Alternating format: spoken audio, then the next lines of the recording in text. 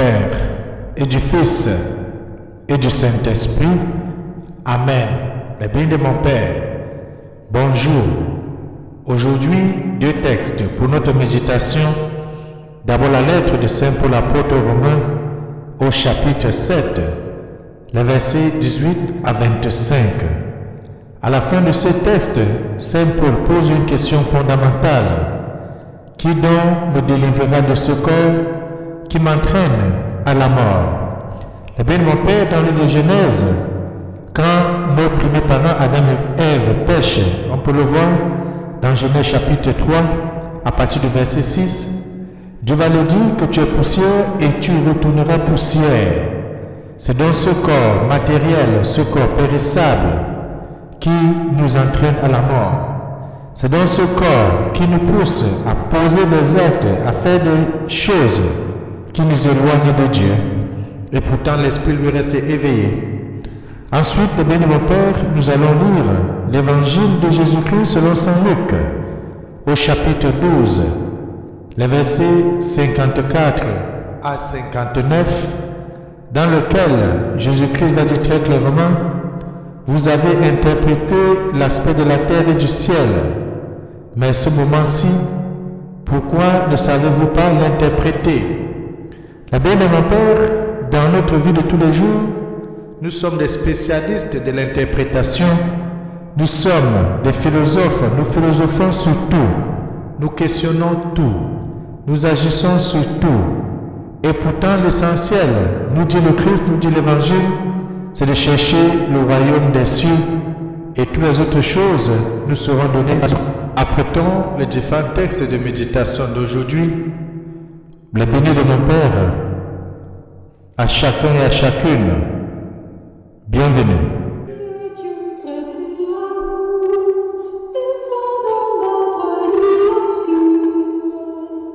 Le temps nous tient la chair nous dure, esprit de feu très pur amour, cœur du très haut soleil du Christ, console-nous du grand hiver, transforme avec nous l'univers, vigne de grâce grand infini. Prions. Aux appels de ton peuple en prière, réponds Seigneur, en ta bonté. Donne à chacun et à chacune la claire vision de ce qu'il doit faire et la force de l'accomplir. Nous t'avons prié par Jésus-Christ, ton Fils bien-aimé, lui qui vit et règne avec toi dans l'unité du Saint-Esprit, Dieu maintenant et pour des siècles et des siècles. Amen. Lisons le bien de mon Père chacun, le texte de Romains chapitre 7, les versets 18 à 25. Et ensuite nous allons méditer ensemble l'évangile de Jésus-Christ selon Saint Luc au chapitre 12, les versets 54 à 59. Bonne méditation.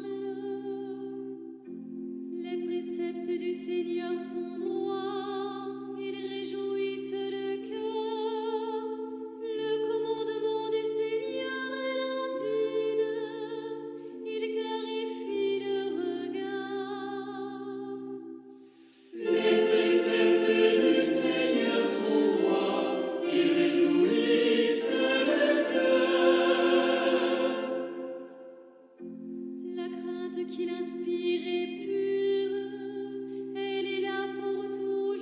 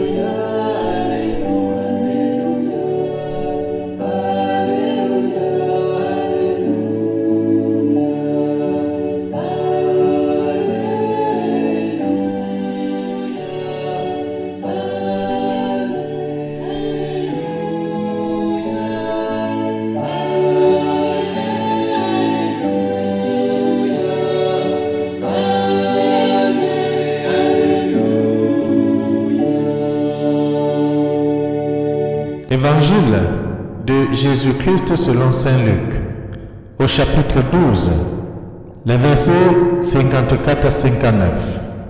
En ce temps-là, Jésus disait aux foules, « Quand vous voyez un nuage monter au couchant, vous dites aussitôt qu'il va pleuvoir. Et c'est ce qui arrive. Et quand vous voyez souffler le vent du sud, vous dites qu'il fera une chaleur torride. Et cela arrive. Hypocrite, vous savez interpréter l'aspect de la terre et du ciel. Mais ce moment-ci, pourquoi ne savez-vous pas l'interpréter? Et pourquoi aussi ne jugez-vous pas par vous-même ce qui est juste? Ainsi, quand tu vas avec ton adversaire devant le magistrat, pendant que tu es en chemin, mets tout en œuvre pour t'arranger avec lui, afin d'éviter qu'il ne te traîne devant le juge, que le juge ne te livre à l'huissier et que l'huissier ne te jette en prison. Je te le dis, tu n'en sortiras pas avant d'avoir payé jusqu'au dernier centime. Acclamons la parole de Dieu. Louange à toi, Seigneur Jésus-Christ. Vous savez interpréter l'aspect de la terre et du ciel. Mais ce moment-ci, pourquoi ne savez-vous pas l'interpréter? Eh bien, de mon Père, cette question de Jésus-Christ s'adresse à ceux qui l'écoutent. Cette question s'adresse aux générations de son temps, à la foule qui cheminait avec lui, la foule qui l'avait nourri, la foule dont il guérissait, la foule dont il prenait soin. Et il donne dans l'Évangile quelques exemples bien connus de son temps. Et peut-être nous aussi, nous avons des exemples de maîtrise de la nature, des signes que lorsque nous lisons, nous pouvons mieux comprendre de quoi il s'agit. Dans des pays où il y a de la neige, où il y a de l'hiver, lorsqu'on commence à voir certains pigeons, certains canards s'en venir, on peut déjà imaginer que l'hiver est fini, l'hiver est tiré vers sa fin. Et dans certains pays du sud, moi je me rappelle un exemple que moi-même j'ai vécu avec ma grand-mère lorsque j'allais à la plantation. Et je me souviens qu'un jour, alors que nous étions en pleine plantation, et que je voyais les plantes du maïs, les plantes, ce qu'on appelle le blé d'Inde, bien florissant, mais avec ce que je peux appeler aujourd'hui la chlorose. La chlorose, c'était des taches jaunes, des taches dessus sur des feuilles. Et ma grand-mère me dit, « Ah, la plantation est bien, mais la récolte ne sera pas bonne. » Je n'arrivais pas à comprendre. Je dis, mais regarde, grand-mère, il y a les plantes partout, ça pousse bien, les tiges sont grosses. Il dit, il n'y aurait rien, ça ne va pas produire grand-chose. Et justement, quelques mois après, je suis surpris de me rendre compte que la récolte n'a pas tenu la promesse des fleurs, la récolte n'a pas tenu la promesse de ce que nous étions en train de voir. Peut-être vous aussi, vous connaissez cela. Vous connaissez des exemples comme ça, de la nature qui nous parle et on connaît les conséquences. Et Jésus aujourd'hui fait donc cette reproche-là à sa génération. Vous êtes capable de lire le signe de la nature. Pourquoi vous n'êtes pas capable de lire le signe de temps, le signe de ce qui se passe devant vous? Pourquoi vous n'êtes pas capable de comprendre que je suis le Messie qui était envoyé pour sauver le peuple, pour ramener le peuple à Dieu et pour nous réconcilier avec notre Créateur? Oui, le Christ se heurte donc à un aveuglement.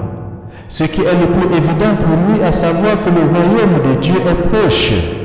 Les hommes ne le reconnaissent pas. Et pourtant, ils savent regarder. Ils savent que le vent de la mer amène la pluie et le vent du désert la chaleur. Pour sortir de cet aveuglement, les bénis de mon Père, chacun de nous ne pouvons rester passifs, comme si les signes de la venue du royaume étaient des miracles que personne ne pourrait regarder, que personne ne pourrait le vivre en spectateur. Il s'agit plutôt de discerner la volonté de Dieu et de faire la volonté de Dieu dans notre vie, dans la vie de tout un chacun. Notre Seigneur Jésus-Christ nous dit même ce qui est au cœur de la volonté de Dieu. Il nous révèle le secret qui est dans le cœur de son Père. Nous réconcilier avec autrui sur notre chemin. D'ailleurs, à la fin de l'Évangile, il montre comment on peut se comporter. Et dans notre vie de tous les jours, qu'est-ce que nous disons? Mieux vaut un mauvais arrangement qu'un bon procès. Le pardon nous fait entrer dans l'évidence de Jésus. La miséricorde nous met au cœur même de la vie de Dieu. La miséricorde nous montre le visage de notre Père. Car Dieu ne nous condamne pas, Dieu ne nous juge pas, il nous prend tel que nous sommes, avec nos faiblesses, avec nos forces, et il nous cherche où nous sommes pour nous ramener vers lui. Et il est fidèle à cet engagement, il est fidèle de cette présence au milieu de nous. Et par là, nous préparer la venue de Dieu, par là nous préparer l'entrée dans le royaume. Et le Christ insiste, se refuser à la réconciliation, c'est du même coup se fermer à la porte du royaume de Dieu. Rappelons-nous ce que nous lisons souvent, ce que nous disons dans notre prière de notre Père. Pardonne nos offenses, comme nous pardonnons aussi à ceux qui nous ont offensés. Plus que jamais, au cours de cette journée, est-ce que nous pouvons nous donner pour devoir d'appeler nos frères et sœurs, ceux avec qui nous nous entendons pas bien, ou moins bien, ou pas du tout, ceux de nos collègues de service dont nous n'aimons pas voir, ceux de nos voisins que nous n'aimons pas rencontrer, écouter, discuter avec eux. Pourquoi ne pas les appeler aujourd'hui et faire une belle réconciliation? Et que notre puissant nous bénisse et nous garde, lui qui est Père, Fils et Saint-Esprit. Amen. Bonne journée.